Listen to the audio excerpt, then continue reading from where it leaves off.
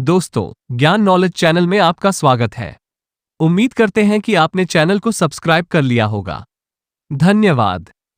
आज हम आपको बताएंगे कि हनुमान जी ने अपने भक्त की रक्षा के लिए भगवान शिव से युद्ध किया था। ये बात बहुत कम लोगों को पता होती है। इससे संबंधित कथा पद्म पुराण के पातालखंड में मिलती है। जैसा कि हम सभी जानते हैं, हनुमान जी भगवान शिव के अवतार हैं। जब श्रीराम ने अश्वमेध यज्ञ किया था, तब यज्ञ का घोड़ा घूमते घूमते देवपुर नाम के नगर में पहुंच गया था। उस नगर के राजा का नाम वीरमणि था। वीरमणि भगवान शिव का परम भक्त था, इसलिए देवपुर की रक्षा स्वयं भगवान शिव करते थे।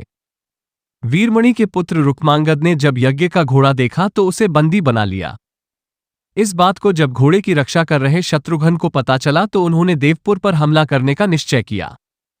शत्रुघ्न और राजा वीरमणि की सेना में भयंकर युद्ध शुरू हो गया। हनुमान जी भी वीरमणि की सेना को नष्ट करने लगे। श्रीराम के भाई भरत के पुत्र पुष्कल ने जब राजा वीरमणि को घायल कर दिया तो उनकी सेना अपनी जान बचाकर भागने लगी। जब भगवान ने अपने भक्त का ये हाल देखा तो वे भी उनके पक्ष में युद्ध करने लगे।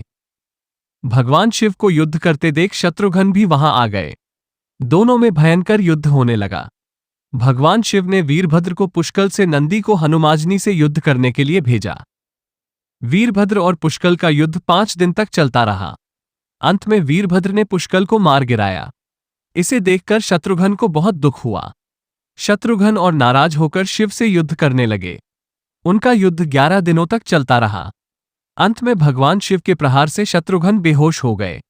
इसे देख हनुमान जी स्वयं शिव से युद्ध करने लगे।